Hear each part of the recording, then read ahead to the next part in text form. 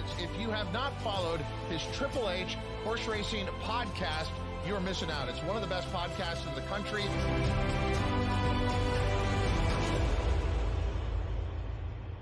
Good evening and welcome to episode 17 of Horsin' Around right here on the HHH Racing Podcast. I'm your proud host, Howard Kravets, joined by good friend and co-host Paul Halloran. Thanks for joining us tonight as we're going to recap, let's just say, a very interesting weekend, not only at Keeneland, but for this proud podcast as well. Make sure you hit that subscribe button on the bottom right-hand side of the screen on YouTube, and also smash, Paul, let's hear it. Let's see the smash. Smash that like button. There it is, with feeling. And then on the upper right-hand corner, excuse me, please hit that notification bell so that you know when new content will arise. Of course, you can listen to us on Apple Podcasts, Spotify, and Anchor. You can also email me, hkravetshorse@gmail.com, scrolling at the bottom of the screen. The Power Picks tip sheet, once again, was fantastic over the weekend. If you are not familiar with it, check it out below the video player. It's inexpensive. It's very profitable.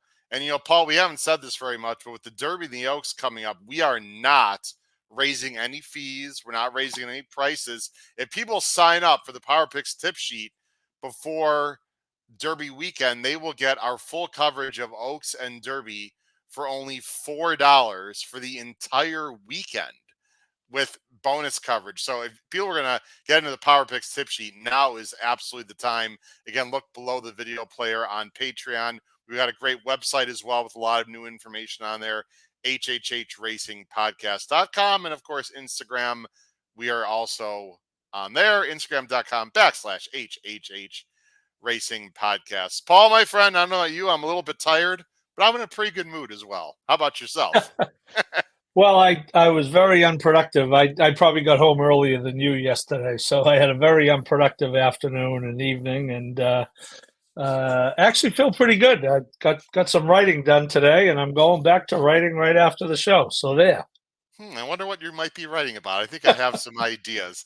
Paul, we got a lot of people already in the chat, and I'm going to just say this right off the bat. I think it's pretty well known in the horse racing Twitter and on this podcast that I had a successful weekend. I am absolutely not making tonight about me, because there are a lot of people that helped me along the way, yourself included, to be successful in these contests. And this show is much bigger than myself. So I promise that we're going to have a lot of people on tonight. We're going to have some special guests on. It's going to be really exciting. We got a lot to talk about, but just very quickly, Michael Austin is here. I had a great weekend cashing tickets. Hello, Michael. Congratulations.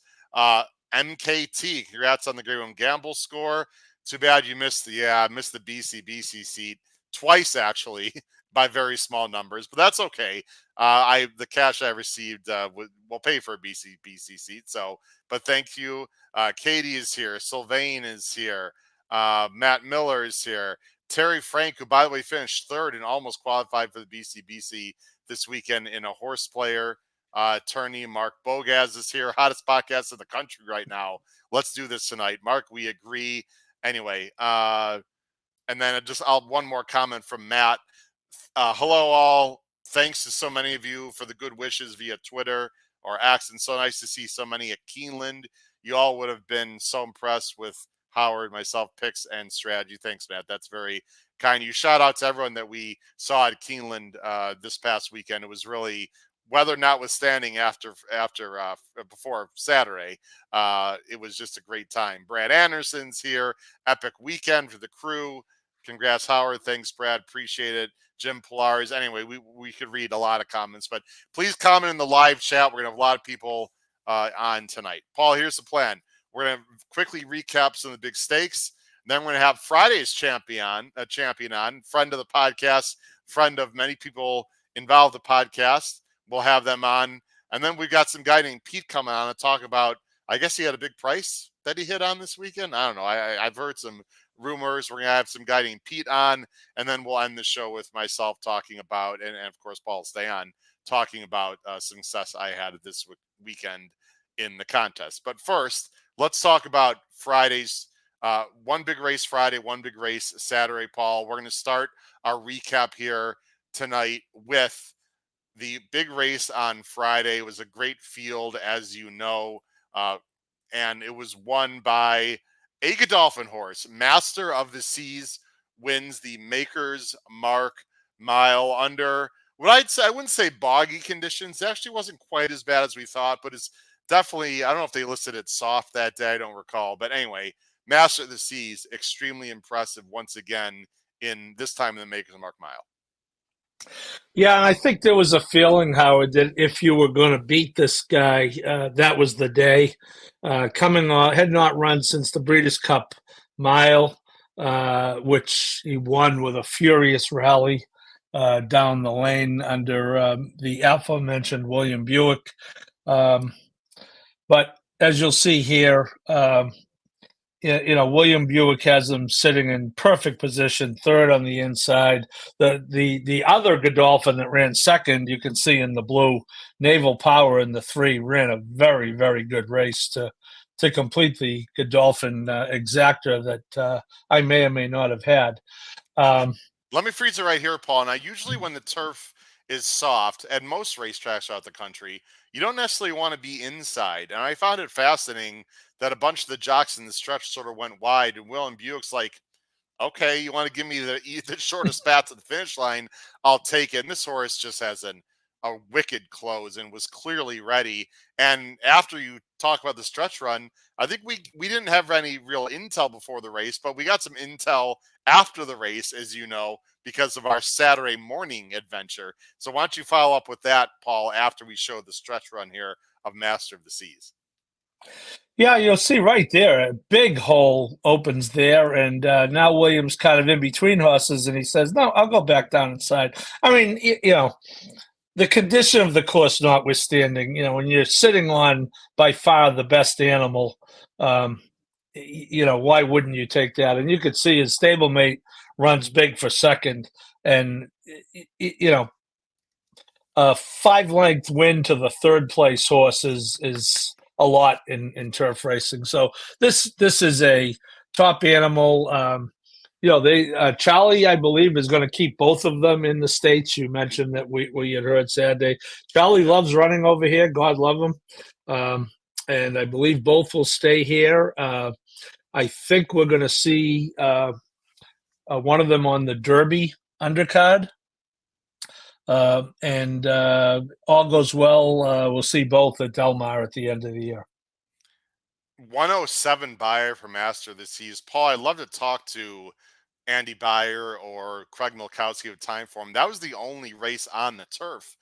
I got to imagine it was sort of hard to make a number. So I'm not saying I disagree with the 107, but that's awfully high. I think they just figured the other horses ran their race. They just went up a tick. I mean, obviously it's much more complicated than that, but How do you make bigs when there's no turf races that day other than that one? It's got to be a little bit tricky, right? I mean, I think so, but I think you also can look at, despite the fact 3 different racetracks, he's been very consistent in America, 104, 100, 105. So I don't know to whatever degree that plays in, but I would imagine it might play in a little bit when, as you say, there's nothing else on the card to compare it to. Certainly, with him having run a 105 in the Breeders' Cup, albeit on firm turf, I don't have any problem believing that he ran a 107 on Friday. He's going to run. They're going to stretch him out to 9 furlongs. I don't think that's going to be a problem. I thought Integration ran just fine for West Point Thoroughbred. Shout out to them. A solid third. Naval Power, you'd think, could improve off that run. So it was made to us pretty clear Saturday morning, at least to me. Charlie Appley's here with intent this year. Let's just face it, he had a bad year last year, or a down year in the U.S. He's coming over with more horses and with serious intent. He had a filly that we'll mention here in a little bit with English Rose that ran very well, although didn't win. It just seems like Appleby and Godolphin's can be a serious player in many U.S. turf races this year, Paul. Yeah, I agree. Yeah, and the fact that he's keeping them here, I think, just reinforces that intent. No need to go back and forth, and they go back and forth pretty easily now. But they will stay in, I assume, Kentucky for a period of time, and then, the Oklahoma opens this Thursday, Howard. So anytime they want to ship them up to beautiful Saratoga Springs, opening day at the Oklahoma is always a very meaningful day for me. I don't know why, but I'm just kind of, it's a great omen for the good weather to come, the good racing to come, and won't be long before we'll be up to Saratoga for the Belmont. Yeah, and then Saturday morning, we could talk for half an hour, Paul, but very quickly Saturday morning, we are at Godolphin, thanks to you and Dan Pride and everyone at Godolphin, got a nice tour, and we bumped into a certain jockey who was just happened to jog around Saturday morning, didn't we? Yeah, William Buick was taking a walk around the pristine grounds of John Bell Farm, probably getting in his morning constitution, and there he was, and Dan was nice enough to introduce us, and I talked to him after races, obviously, and always got the impression he's a wonderful guy, and certainly that was definitely reinforced. I thought he gave us some very good insight, both on what happened Friday and what was coming up on Saturday, and he really is. Ryan Moore might be the best in the world. He has struggled in some U.S. rides, especially at Saratoga. Buick just seems to, regardless. It's usually in New York, obviously. Although he looked pretty good at Santa Anita in the fall. Yeah, he is a top jockey and a top guy, and it was great to meet him. Yeah, no, he was great. And Master of the Seas, I was right there in the paddock, by the way. He was a little bit geeked up. He was a little, I don't want to say out of control, but he was fired up. He wanted to run. I wasn't sure what to make of it. Actually, he was only like 6-5 even money for quite a while, and then of course shockingly dropped down to 3-5 in the middle of the race. But great ride by Buick, and congratulations to Godolphin. Really quick, we got to talk about some people, mention people in the live chat that I don't think we've seen much before. Get Off the Map is here. Howard is the man. Thank you very much, Get Off the Map. I didn't read that because he was nice to me. I'm just looking for new names here, Paul. So want to thank you for that. Lucas K, Howard's the man. Congratulations. Thank you, Lucas. Greatly appreciate that. Again, if you're new to the show, thank you very much for joining us. We have shows usually Monday, Wednesday, Thursday nights, although as my co-hosts are going to find out, we got to change some things for the next 2 weeks because last time I checked, there's a big race coming up in the first Saturday of May, and we're going to have a ton of content out there. All right, really quickly, let's talk about the Lexington, and then we'll bring on our wonderful co-host Pete to talk about a particular horse that he liked over the weekend that it was quite the score. The next race that we're going to mention here is the Lexington.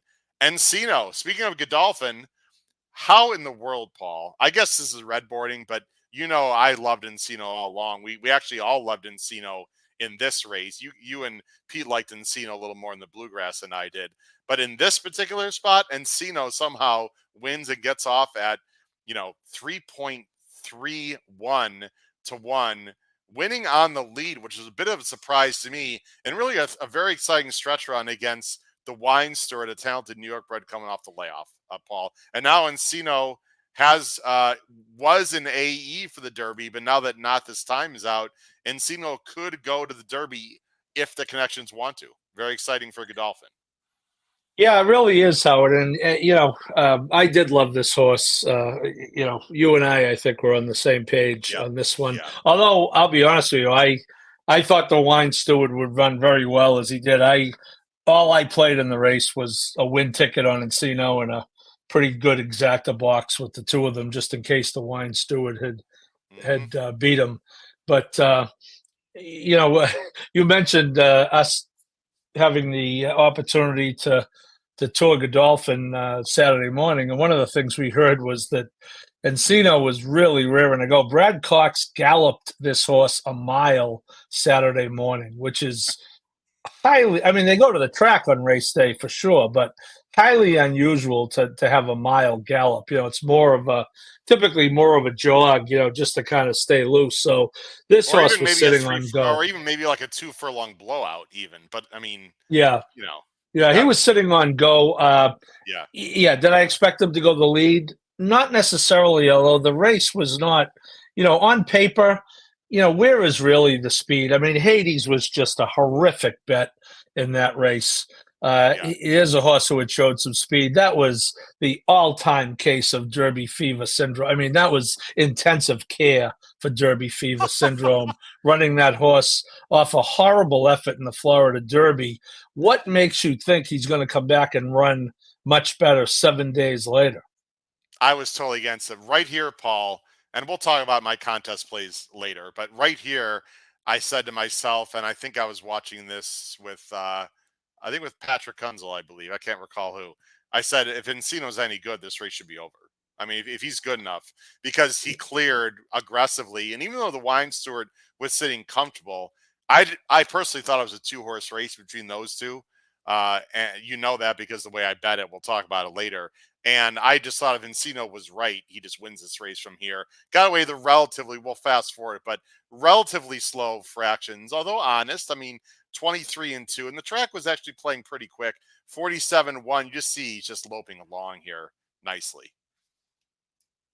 Yeah, he was really in control, although you'll see the Wine Steward take a run at him and pull virtually even, I think, at one point. And then Encino had another gear in the stretch. This is pretty impressive. Again, it was not the strongest Derby prep, but you know what? He needed the 20 points. You'll recall this horse was entered in the Bluegrass, drew post 11 of 11 in a much tougher field. So even though, and you'll see him just right here start to pull away just a bit, even though he could have got in the Derby with a second in the Bluegrass, I think the Godolphin folks were more than happy to, go all in on a win in this race and get to 40. And I had no doubt that 40 was going to get him in. I mean, the fact that he could be sitting at number 21 with 3 weeks to go, it would have been virtually impossible that he not get in if he wants. And there's going to be others. I mean, Deterministic is probably not going to run. If the owner of Endlessly listens to the trainer, which is always a good idea, Endlessly won't run. So he's going to be in comfortably, even if the litigation, the ongoing litigation, by some miracle comes through. But he'll be a very much long shot. We saw a lot of trophies on Saturday morning, Howard. There is not a Kentucky Derby trophy at John Bell Farm yet, and they would love to add it, and they would especially love to add it. It being a homebred by Nyquist, whom we also had some good quality time with on Saturday. It was turning out to be a really bargain side. Even at 85, I think he started at 25 or 50, and he's a top 2-year-old sire now, I believe. So this was a good race. It was great to see. Frankly, it was good to see the Godolphin folks have a good weekend, and selfishly, it was especially good to see them have a good weekend with our favorite horse racing family cheering them on. Yeah, we spent some time with the Dormans this weekend as well, which was great. We got Noah Maher from Benton Boozins in here. Kyle Roscoe wants to thank Danny from Godolphin, who they got in the winner's circle, I think, after the which race was it? Was it the? It was the Lexington. Kyle and Noah and yours truly happened to be in that photo. Awesome, very cool. So thanks by the way to Keeneland for media credentials for myself as well. I really appreciate that.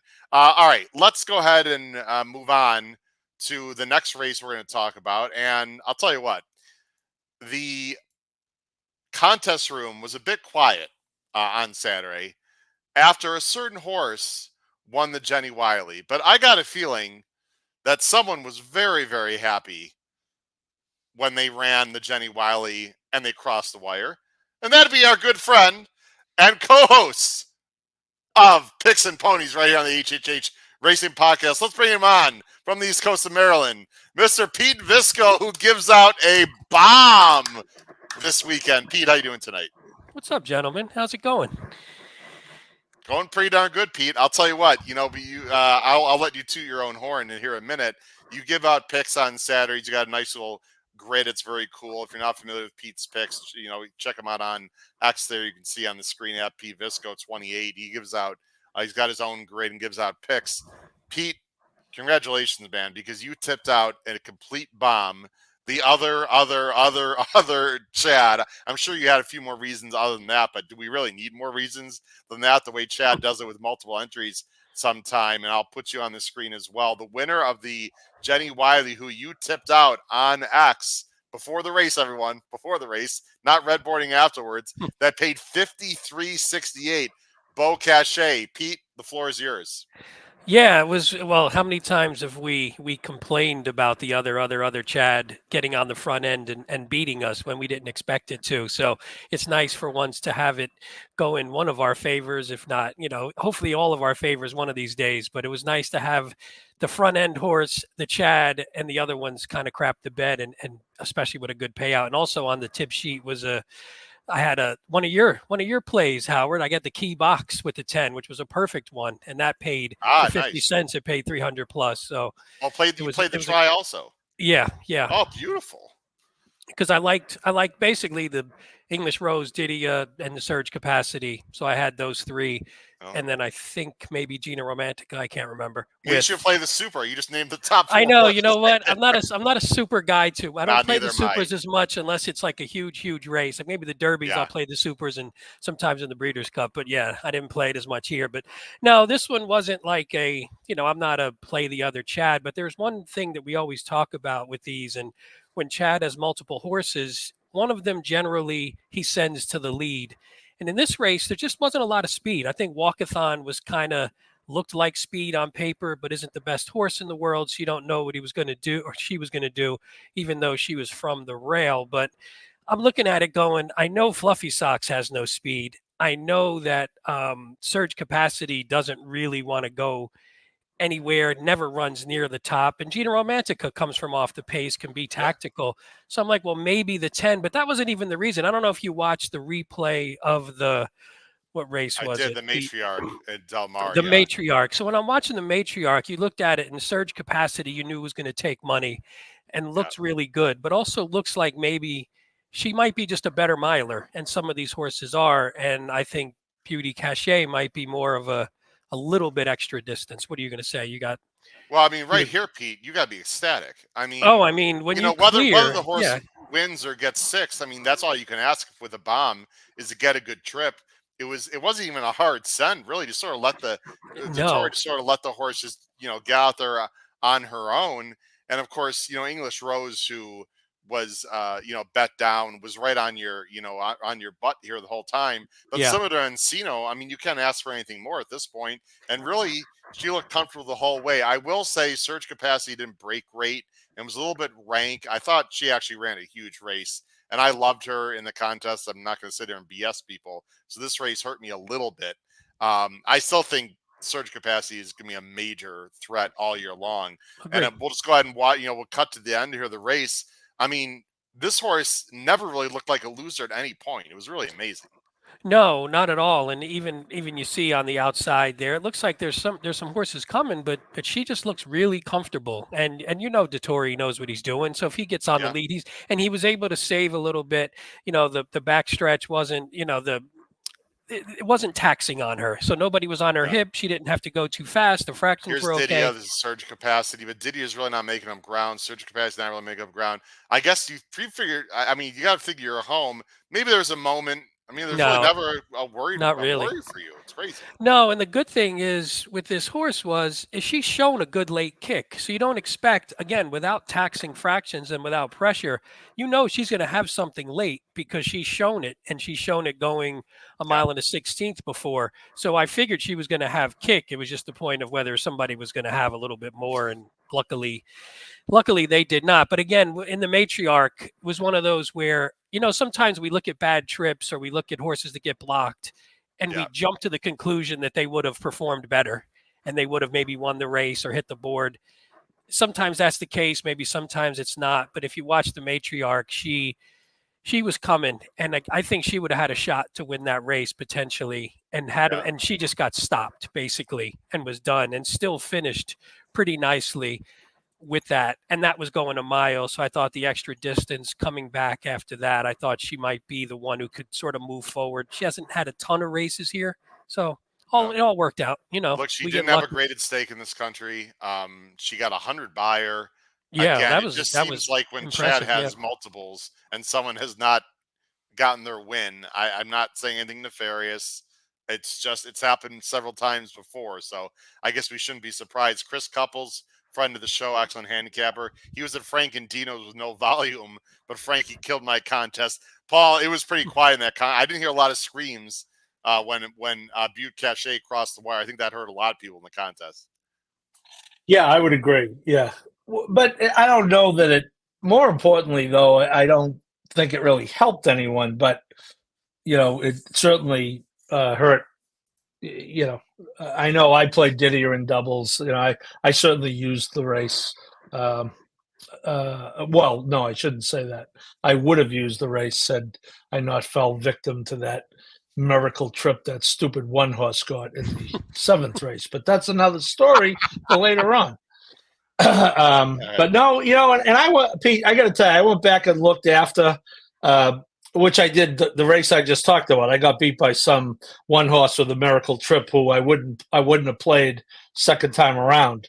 This horse was 25-1 solely because of the quality of the field, in my opinion. Yeah, agree. This horse was not a 25-1 shot at face value, but Didier had done shows up every time. Star Fortress was a big price. Scott Hazelton, who knows the hell what he's talking about, he picked that horse on top. That was my board horse. I thought that horse had a shot. Surge Capacity, Howard loved. Gina Romantica is the real head scratcher. She did not show up whatsoever. It's funny. A lot of people didn't like that horse. A lot of people didn't like her, and it's funny because on the paper, it doesn't seem like she's not likable. I mean, you look at it just from a figure standpoint. I mean, she was pretty good in the mile, but again, maybe she's just better at a mile as well. I mean, we see these horses. Maybe she just wants it really firm. I mean, or she wants it really still firm. Some give in the ground. It was not firm, obviously, but anyway. Yeah, it's hard to know. I mean, and then you had English Rose. We just talked about Godolphin running 1-2 the day before. Yeah. Pardon me. Yes, Master of the Season, Naval Power 1-2 the day before. So the Godolphins are going to get bet. Appleby and Buick. She took a lot of money. She took. I was surprised she took as much, but I guess Appleby just at this point, just takes the money at this point. Hey guys, I just want to interrupt. Matt Gum and Neil Thornberry. I know you guys can hear me. Give me a thumbs up if you guys can hear me. They're backstage in the green room. Matt, you're good. We're gonna have some people on. Matt, if you just want to lower your camera just a little bit and bring it down a little bit. Yeah, I think that'll be good there, Matt. Matt, you can hear us there. A little thumbs up for me, Matt. If you can hear me, okay. All right, good. Pete, didn't want to cut you off there. We got some people on the show before. Any final thoughts, Pete, and we'll let you go for the night. No, I just want to say congrats, Howard. I know you had a great weekend. I'm sure you're going to talk about that later.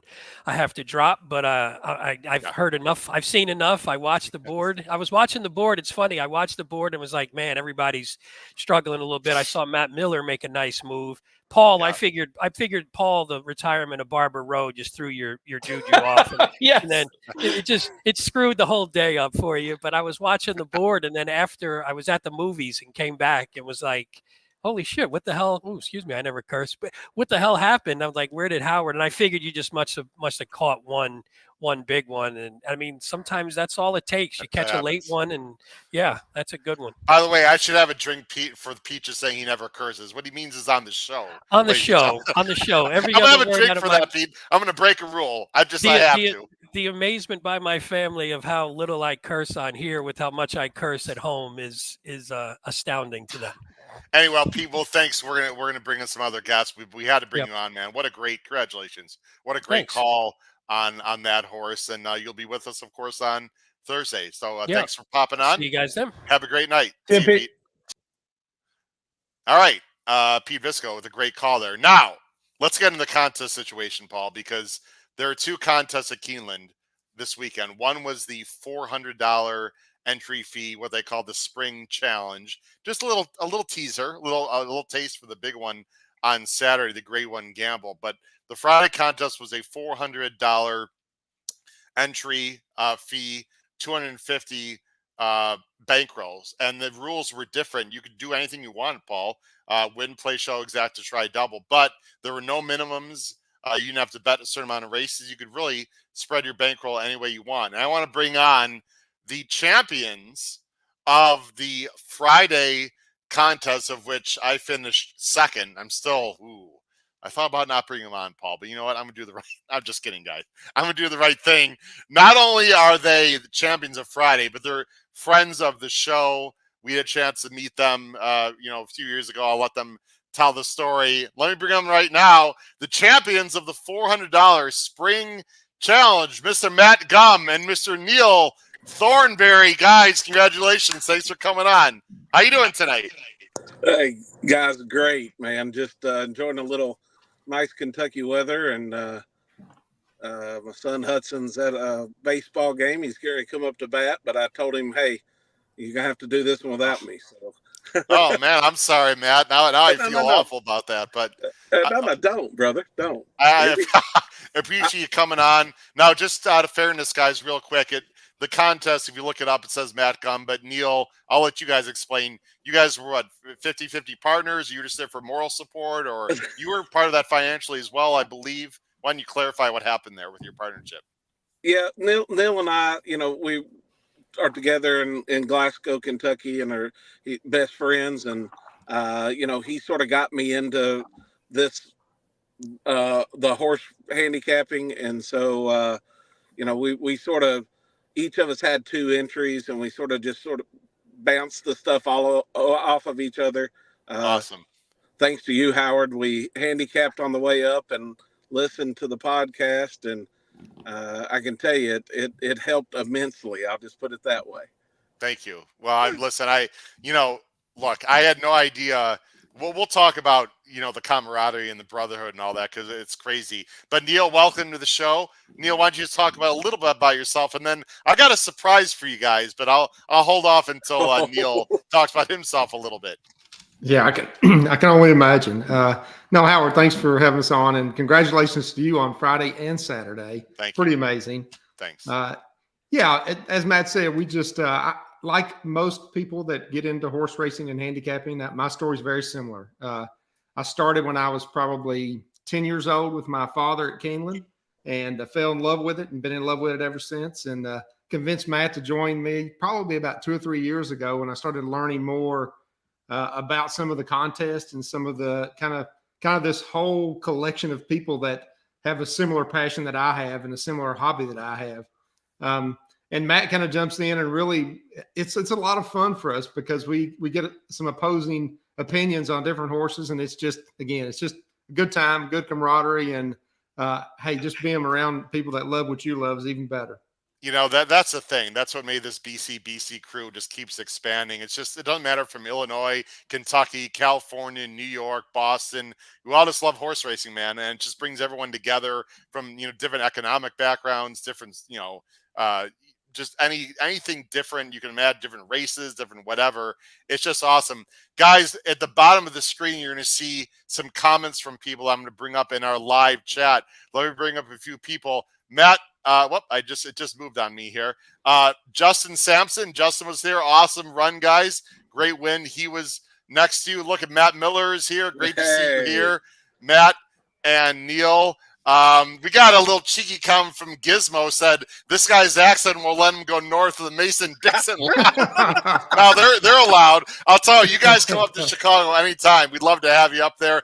Look who's here, Kyle Roscoe. Let's go, boys. The champs are here. Great to see you guys on.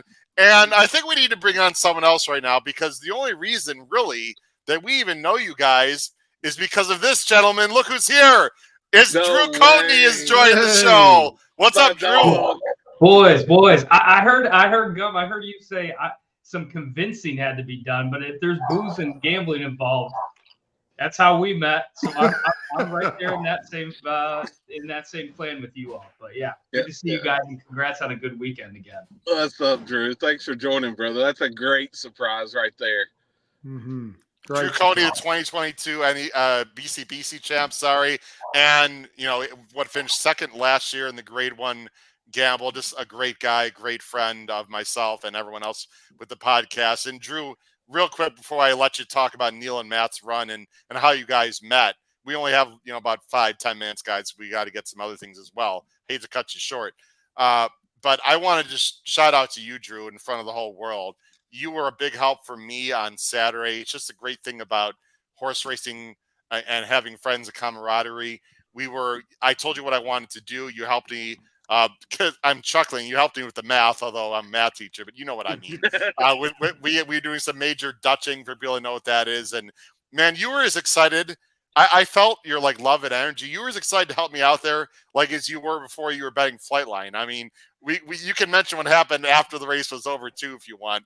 But I just want to thank you for helping me out, just getting the right numbers. And there was a scratch too. It got a little tricky. You're welcome to stay on, for 25 minutes if you want to, but I don't know what your schedule is. So anyway, just shout out to you for helping me out.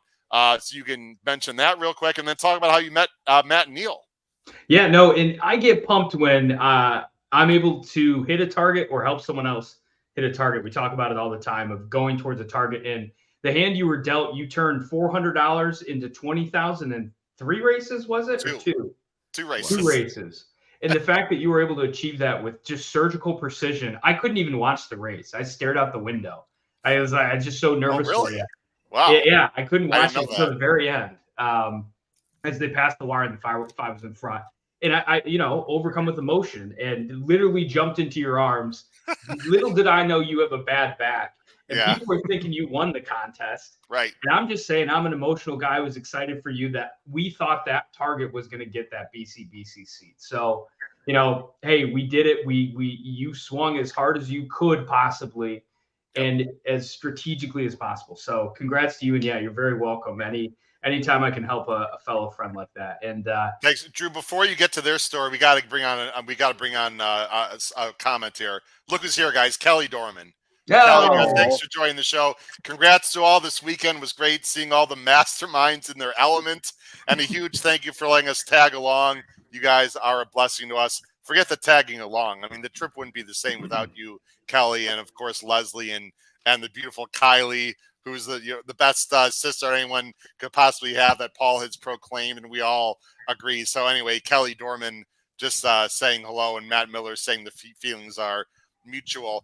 Before we get all emotional and choked up, Drew, talk about how you met Neil and Matt quickly. We'll talk about their main contest play, and then we'll let you guys go for the night. Absolutely. So NHC, I think it was my first year actually playing. I'd been in attendance a couple times, but my first year playing, my wife and a few friends were around a crowded craps table, and I just start yelling from one end of the table to the other, and I heard these 2 guys being a little bit of Southern, and I'm from West Virginia, so sometimes my draw will come out a little bit more and more. So I just start yelling, "Come on, old dad! Come on, old dad!" Here we go. Here we go. And it just kept snowballing. The energy was so good around the table. We walked away 2 hours later with several $100 chips in our pocket.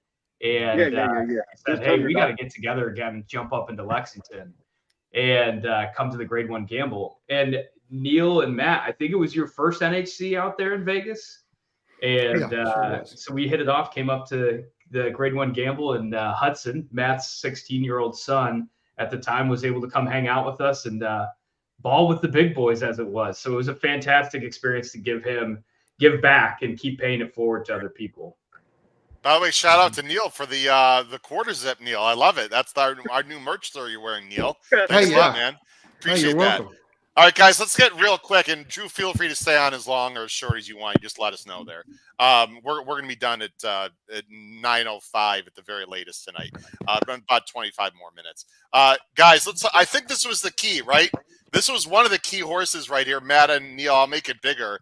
Mm-hmm. It was very chalky on Friday. Like almost every chalk won every race until race 8 with a horse named Suncroft beat a heavy favorite in Tunisian Spring, and Suncroft paid $16.76.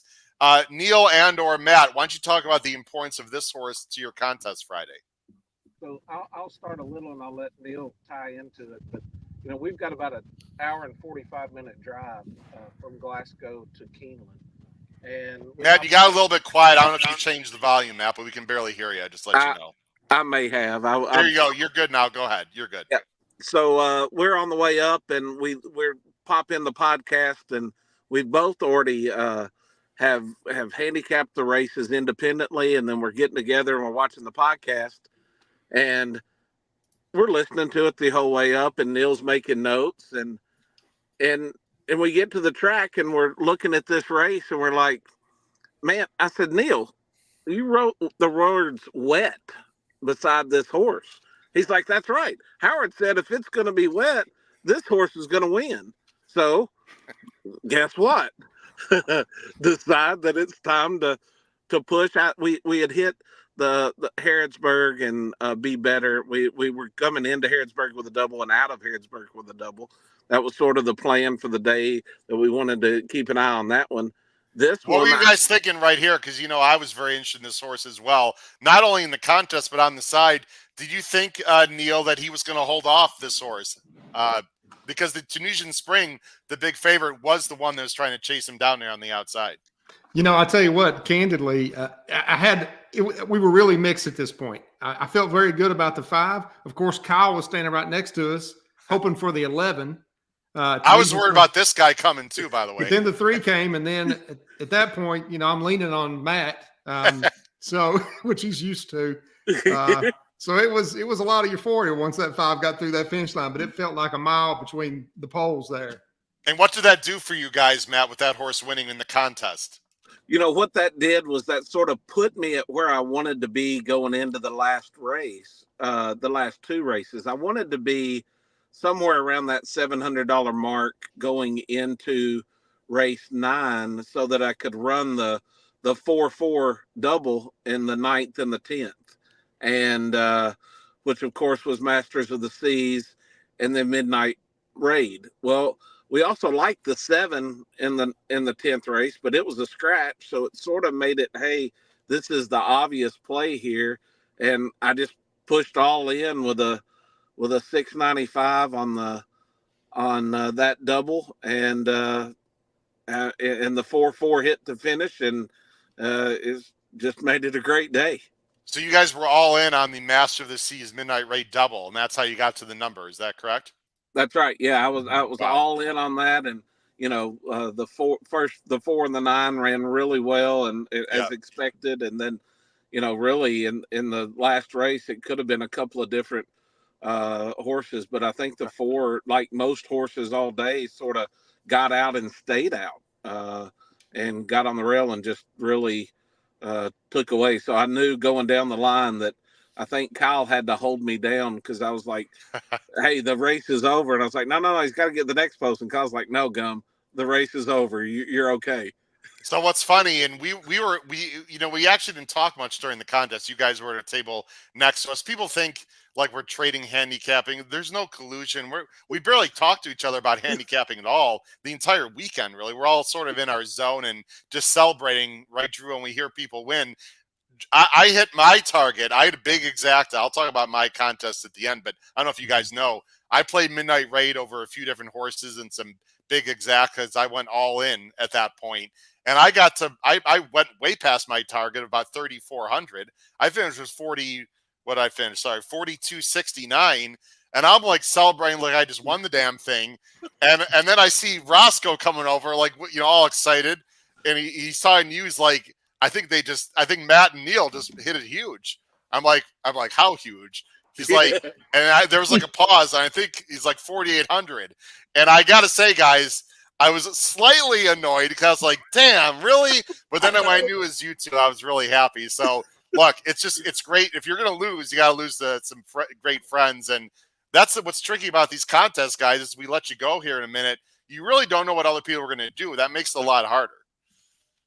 Yeah, it does. And like I told you, I mean, I wouldn't have been, I'm the luckiest guy alive, to the chance that it had to take to get us there, to meet you all and for y'all to accept us just like we've been there with you all the whole time.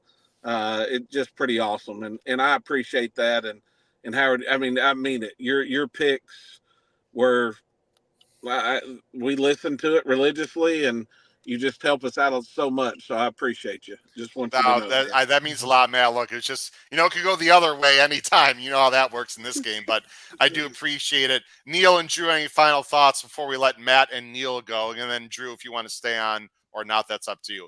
But Neil, any final thoughts? And then Drew, any final thoughts? I would just echo what Matt just said. I'm a huge fan of your show. I love to handicap the races. And then I come in and listen to you and Paul and Pete and any of your guests that come on, and Matt and everybody. And, it really is. You guys are experts at it. It's a lot of fun. But anytime I really enjoy listening to people that know the connections, just know the depth that you all do. And then anytime I call, and again, I play in these contests quite often. You were talking about Drew earlier, but I've got like a phone a friend situation going on, and you always pick up for some reason. At some point you may not, but at this point you pick up, and man, I tell you what, it's a lot of fun, and I appreciate you allowing us to just be a part of it. Because for us, it's a great you having. I'm sorry, we appreciate having you on. What was the final tally? Tell everyone what your final dollar amount was, and then what your prize was. Either one of you. So the final tally was the 4803 plus the $3,200 first prize, but the most important one is the BCBC entry fee. Yes, sir. November 1st and 2nd, and I cannot be excited enough for that event. I've already been planning. I mean, you guys turned 2 entries. You turned $800 into $8,000 plus another 10. You turned $800 into $18,000. Just absolutely amazing. Drew, you got to be proud of these guys as we let them go here. Yeah, I am. And that phone a friend, I'm expecting. I can't be out there this November, but I'm expecting a phone call that says, "Should I really put $97,000 on a 2 to 5 shot?" That'd be pretty cool. I got, before I let you guys go, Kyle Roscoe again, best Vegas memory up to date. Just unbelievable how amazing friendships can form. Come on, nurse. That's what Kyle Roscoe says. Last one from Pat Kunzel. What's up, Patrick? From Bed and Booze and co-host. Congrats to you and Matt. Drew keeping Howard composed throughout the whole sequence was right up there with Howard's performance for being the most impressive all weekend. Great weekend, guys. Thanks a lot, Patrick. Really appreciate it. Matt and Neil, congrats again, man. Next time we win a contest, don't do it at my expense, though. But anyway, just joking, man. Man, just keep crushing it, guys. We really appreciate your support. Thanks for coming on, and we'll have you guys on again, all right? All right, we'll do. Thank you all Have a very great much. night, guys. Take care. Bye-bye. All right, take care. Oh, you and I are no stranger to that arrangement there. Winning contest is someone else. Absolutely. So. All right. Thanks. Drew, you want to stick on for a little bit, or you want to you need to get going? Whatever you guys are doing. What's I'm just going to recap my what happened with me real quick. Yeah, I'll stick around and throw it to me if you have any questions. And we'd love to hear a look. I mean, let me just say this right off the start. And we got a lot of people. Noel Pink, I want to bring on there's so many new people in the chat, Drew. You know what that means? That means we're expanding our coverage, and just so happy. Congrats, Howard, on your double NHT qualifier last week in Keeneland. Really appreciate that. Oh, Noel is that? Yeah, Noel, I believe, was the gentleman that was sitting across from me. If that's I don't know your last name, Noel, but I believe that's the gentleman that was sitting across from me at the table all day, along with Damon. So that was awesome. Shout out to both of those guys as well. Kelly Dorman, by the way, lives pretty close to Matt and Neil. How cool is that? There must be some in the water out there in that part of Kentucky. The first thing I want to do, and again, Drew, I said at the beginning of the show, I do not want to make the show about me, because there's so many people behind the scenes that help me out in a lot of ways. You guys, you two are among them. So the first thing I do want to say, especially to you guys and Matt Miller and Brad Anderson, I am a newbie when it comes to contest play, to be very honest. I've only been playing about 2.5 years, really, although I've been handicapping for a long time. And Paul, as you can greatly appreciate it, because you're pretty new to the more serious contest game. It is a whole other animal altogether. I don't care how good a contest play, how good a handicap you are. But Paul, to have people like yourself, and especially Drew Coatney and Matt Miller and Brad Anderson, and some of the best contest players in the world, that's not just hyperbole. I mean, what resources do we have, Paul, to lean on them for not necessarily handicapping, but just ways to maybe play the end of the contest or strategy? Paul, is just invaluable. So to Drew, especially to Drew and Matt and Brad, and I'm sorry if I'm forgetting one off the top of my head, these are invaluable resources, Paul, that we have to lean on when we need it. I concur. I lived through it last year, and I was more of a newbie than you. And I went to the NHC for the first time and learned a lot. And actually, learned a lot on Saturday. You always look back after, if you don't look back at what you did and self-evaluate, you get in big trouble with Professor Miller. So we have to we do that. And I think at one point on Friday, Howard, I think it was Brad who sent around a photo of the leaderboard, and I think there were 5 or 6 from our group in the top 12 or 13. It was just, that's pretty good, and it was relative. I think it was with 3 races to go. Maybe it was after the 7th or the 6th, whatever. It was 3 races to go. And it's been a good run. Started Matt's BCBC and Drew's and Brad's and, last year, this year, Friday this year. So it's a lot of fun. It really is. And, there's just, it's like having a little success on your own is great, but to have it as, as part of a group where multiple people have now had multiple successes, that's pretty good. And I want to say again, and you guys can verify this. We know it's true. People think, oh, they're all great friends. They all have entries. They're all like colluding, and we are not working together at all. In fact, like I said, we barely talk about our handicapping at all. The only thing that we're together on is at the very end. Usually, maybe 1 or 2 of us is alive. We're just cheering each other on and maybe giving an opinion, on what to do strategy wise. But I mean, throughout the 95% of the day, we're barely talking about anything handicapping as well. So there is absolutely nothing going on of that nature. And Drew, the Friday contest, I'll just be very quick, everyone. The Friday contest, there was no minimums. So that was obviously a lot different than what, we're used to, although the betting structure was the same in terms of the type of bets we can make. And Drew, when you're in that situation, when there's no minimums and you can just fire all 400 in one race if you choose to, that does change the dynamic and strategy, doesn't it? Yeah, I think it really does. I think you can limit yourself to maybe just 2 plays, and especially on these Keeneland cards. And I was actually talking with Jim Goodman. I don't know if I shared this with you all. That card was by design for the Grade 1 gamble, to stack the best race with the racing office at the end of the day.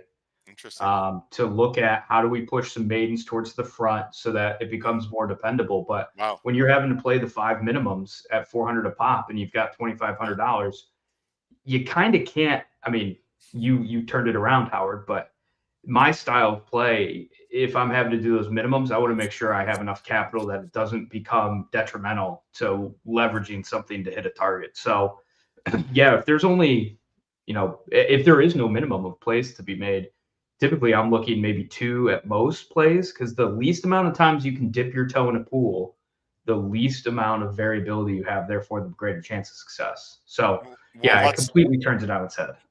Yeah, my goal is about 3,000 on Friday. Again, you only start with 250, right? You only start with $250. I did have 2 entries to, full disclosure to everyone. And I had 3 plays. In fact, I have my notepad in front of me and I still have my plays written down, and I didn't deviate one bit. And I just got lucky on Friday. I just hit every mark. You know that feeling, Drew, and Paul, you know the feeling too of just crushing your strongest opinions in a row in succession. This wasn't in successive races because I didn't need to based on the structure. But I loved Pyrenees in race 3. We're not going to show replays, but anyway, this was a horse that was coming from the fairgrounds that I loved, that actually got bet down, and I played a big double of Pyrenees into several horses. It happened to be Harrodsburg, who actually I didn't think had to win, but I actually played doubles with the 5 and the 8 also. I know it sounds like, Howard, you must be making this shit up. They finished 2nd and 3rd. No, I Dutch doubles, which for those people that don't know what Dutching means, you're betting different amounts to get the same result. Basically, the favorite happened to win. That was a nice score. And then, guys, I sat on my hands, and that was important because there were a lot of chalks, so I was a little bit worried, but I wasn't going to play the off-the-turf stake race, and I just waited in my spot, and just like Neil and Matt, I thought the 11 was vulnerable off the layoff, and I played a nice double of Suncroft into a few horses, but mainly in Master of the Seas, and that helped me out a lot. Of course, the dollar amounts weren't nearly as big as they were on Saturday. And then in the last race, I decided to Dutch exactas. I loved Midnight Raid. Drew, I can't remember if you heard that conversation. I don't think you did actually, but I think it was with some other people. I loved Midnight Raid. with a few others. I think Paul was privy to that conversation, maybe. But anyway, I used the 1 and I can't recall. Didn't use the 9, maybe one other one. And I just played big exactas and it had to come out that way and just worked out. And got up to 4,100 and thought I was a winner, guys, until Neil and Matt came over the top. But that was a score for second place in the $400 contest. Let me go a little bigger here. Second place in the $400 contest, which gave me $4,269 in bankroll, and then nice little $1,600 in cash for $5,869 and an AHC seat. So that was one hell of a way. Look, I would have been satisfied if that was my weekend, guys. I mean, there were 200 entries. That was not a small contest, Paul, the Friday one. It was a good contest. It was the first time I've played it, and it was enjoyable.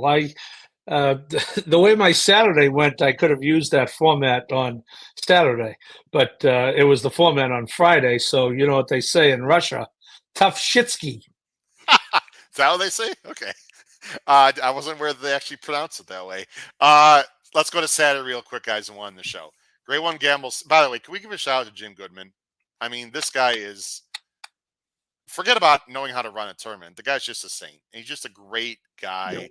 He's a man's man. He just loves everyone. He just takes care of people. You know, shout out to Jim Goodman. I got to get that out before we end, before I forget. Grade 1 gamble, totally different ball game, $3,500 entry, $2,500 in your bankroll. So if that was the prize pool, again, I had 2 entries and people were like, wow, Howard's loaded. No, I do fine. I'm a high school teacher and gambling's been good to me, especially recently, but these big contests, you got to do what you got to do. And I just felt like it was the right thing to do.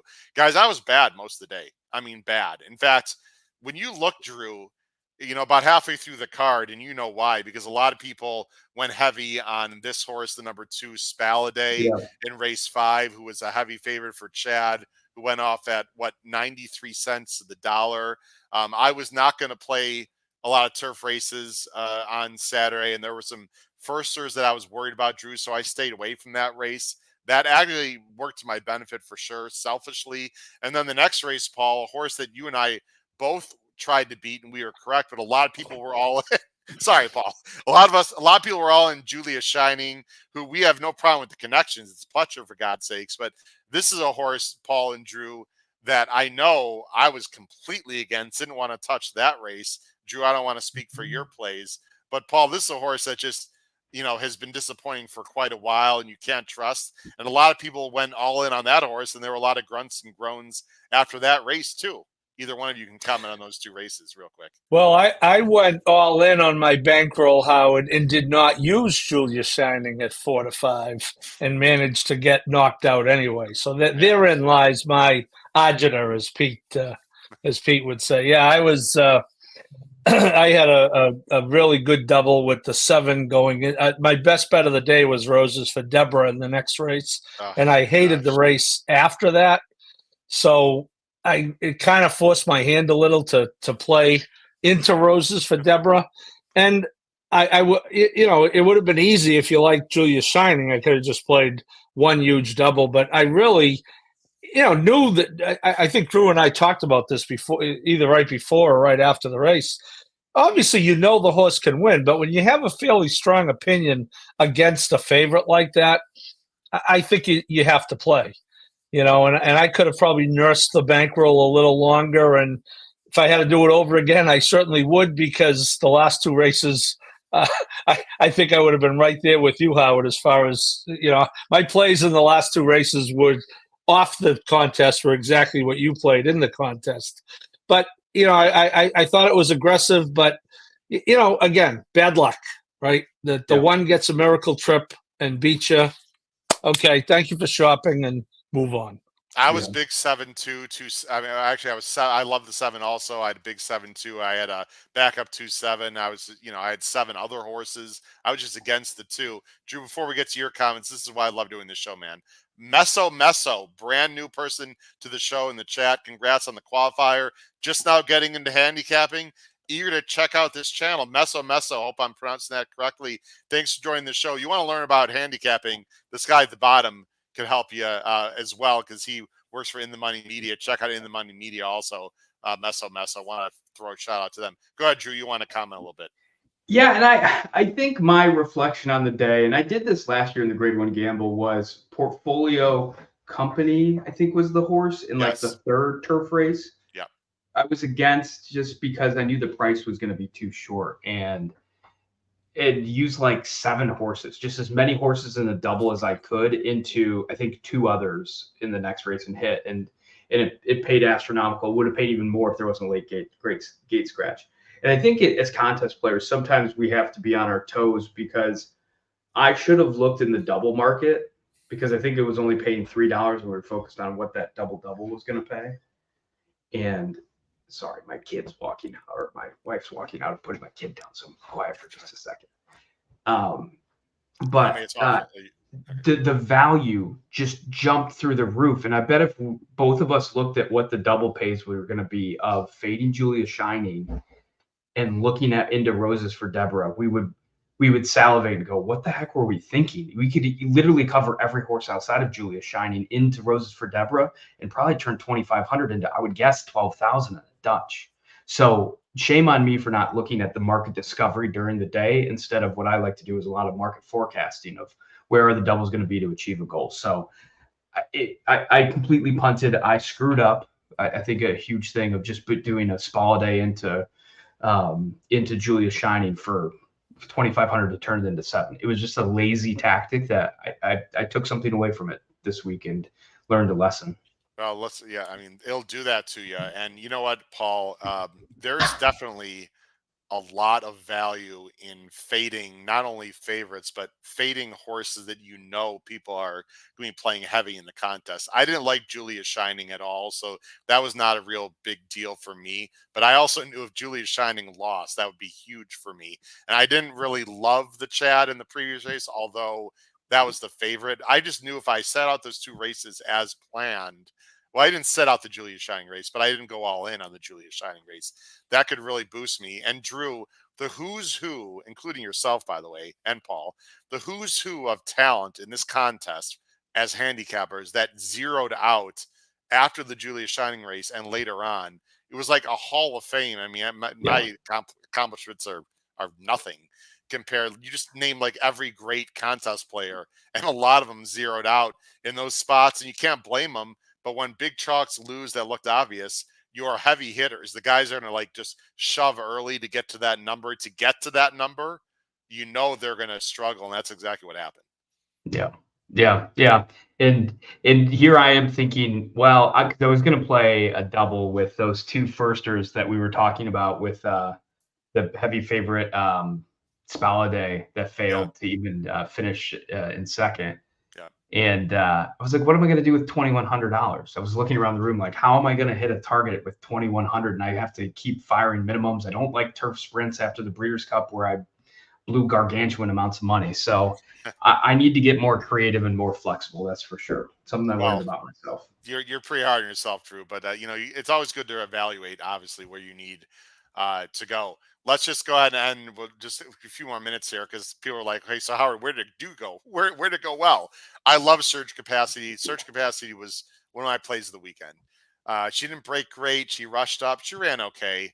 But again, I decided not to go all in, and that was the key. So let's get to the end. I was only left with $500 left on each entry. So 1,000 overall. I was down to my last bullets. I had 20% left on each of my entries, 500 on each entry going into the Encino race. And Encino was my top play of the entire day. I wrote down on my, when I prepared for this contest, guys, on Thursday, I wrote down like 3 times, all in Encino. I was going to go, no matter what the situation was, I was going all in on that horse. The problem, guys, was I only had 500 left, right? So I decided not to do a win bet because I just figured I had to get more. So what I did is I Dutched exactas with Encino over 5 different horses, guys. I did 3 on one contest entry and 2 underneath in another. And this is where I think being a math teacher helps. I did the largest exacta payout and the smallest exacta payout on the same entry to sort of counterbalance the weight there. And the 3 ones in the middle, I bet on the other entry. So that's how I planned it out. So the biggest one happened to be on the Wine Steward in second, which then boosted me to 4,800 going the last race, and I sacrificed the other entry. So now I only have one entry left, and I swear on my parents' grave, I turned to Patrick Kunzel a few times before the Encino race, and I said, you know what? This is not over for me. I said, I'm telling you, Patrick, and if he's still on, he can confirm. I'm telling you it's not over, because I knew if I could hit the exact, I can get to round 4 or 5. And then that's all you need, Drew, obviously, in this kind of contest. I got to 40 there. Here we go. It was Patrick Kunzel can confirm. Let's see, where is right here.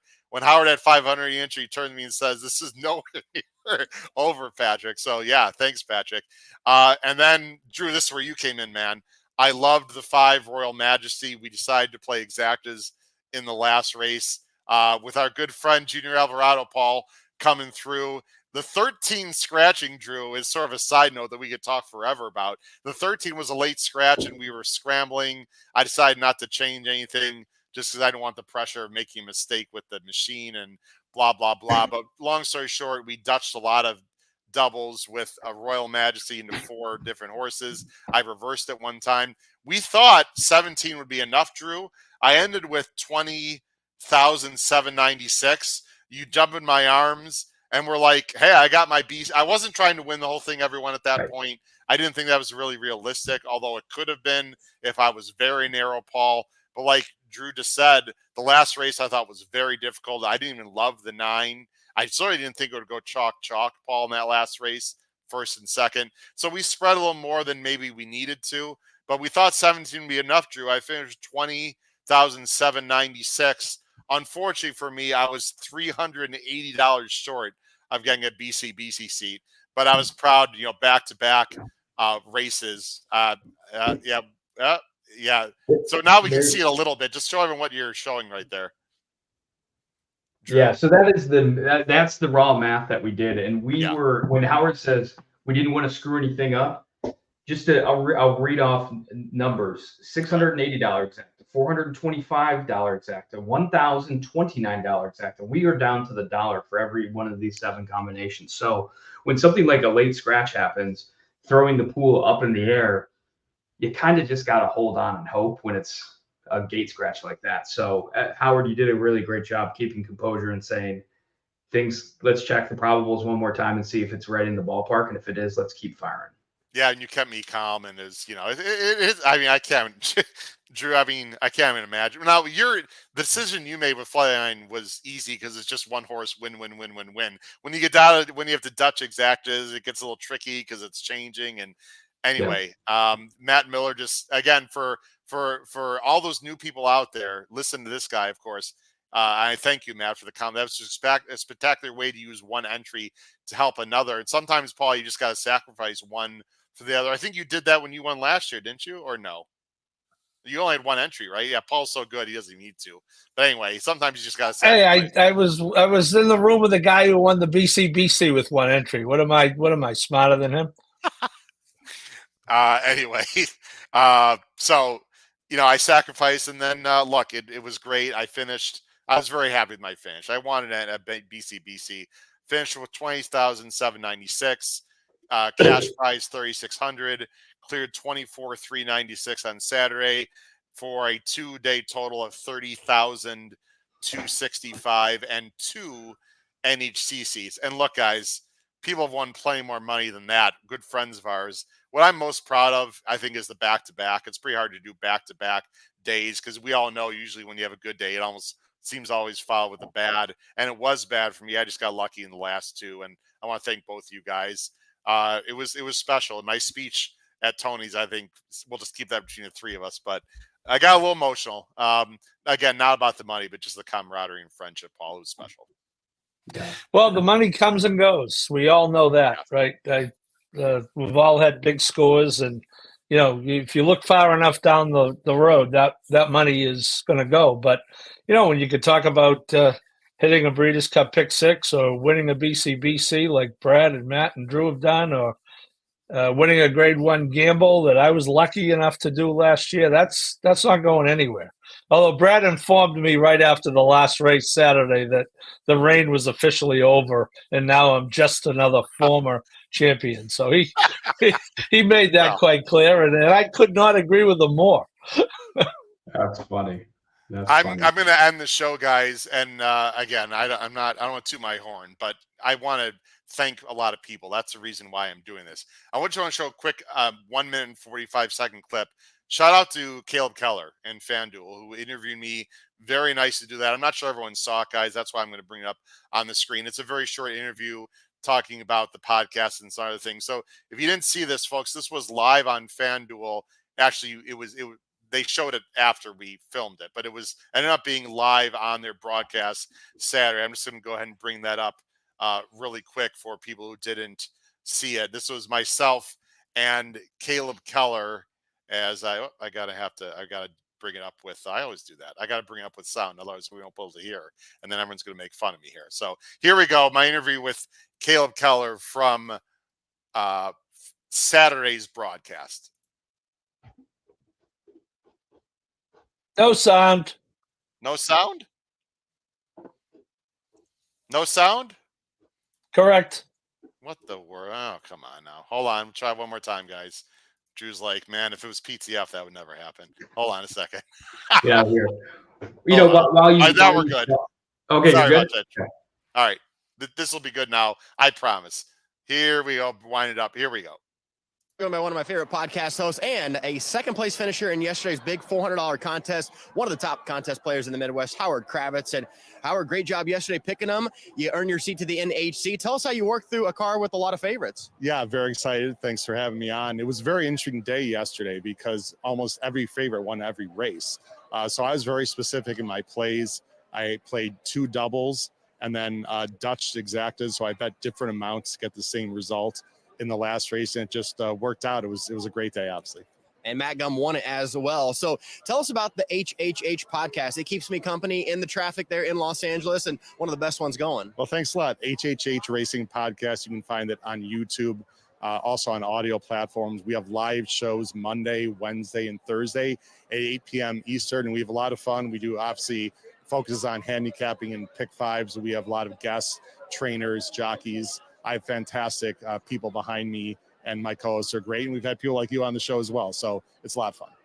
And of all people that I know, you and the entire HHH crew have one of the most impressive Kentucky Derby future bets going back to last fall. Tell us about it. Sierra Leone is a horse that I really enjoyed watching his maiden race. He broke his maiden actually on Breeders' Cup Day, but it was in New York. I loved everything about him. And I decided to put, and on behalf of the podcast, not just myself, there's about 10 people involved. We have a $1,000 bet on Sierra Leone, and we got 150 to 1. To my knowledge, it's the best odds anyone has in the country on Sierra Leone. So we're very excited about it.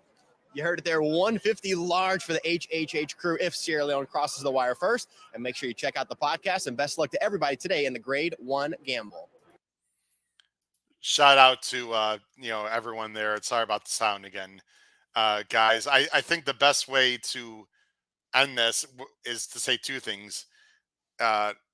If this past weekend was a lot of fun, Paul, I cannot possibly imagine what 3 weeks from now could be for myself and the B&B guys. If our boy Sierra Leone crosses the wire first, that would be completely surreal, Paul and Drew. And it would ensure that you would not be permanently banned from ever going into a barn area again. True. That's very true. I've seen the legal that documents. episode was funny. Go ahead, Drew. I've seen the legal documents. That's all I'll say. Yeah, well, okay. That order, the order was broken, Drew, but we didn't let him get too close. But For any I don't think it's going to matter. I think this horse is so good he can even outrun the curse of Howard visiting him on Saturday of Grade 1 Gamble Day. Well, for any legal eagles trying to use this as evidence, this is a joke and a parody of a restraining order. That has been a joke. I just want to make sure that's abundantly clear. Yeah, don't get me in trouble now. And by the way, one of the best handicappers in the Midwest is completely false, but I do appreciate Caleb for that shout out. I think we're getting this with this comment on the bottom of the screen, guys, because I don't think anyone could say it better from Matt Miller. Could this group be on a bigger of a roll? Seriously, this is sick. 2 top finishes 2 days in a row. Different friend wins first tourney. Howard on FanDuel talking future bet. WTF. Thanks, Matt. Thanks, everyone. It's been a lot of fun. Drew, thanks for sticking around. I appreciate it. Paul, great job. As always, for my good friend and co-host, Paul Halloran, and good friend, Drew Coney, an unbelievable contest player, both of them. This has been your host, Howard Kravets, episode 17 of Horsin Around. Please check us out Wednesday, 8 p.m. Eastern, Thursday, 8 p.m. Eastern for more great content. Crush your bets at Keeneland and the next contest you play. Take care, everyone. Have a great night. Bye-bye.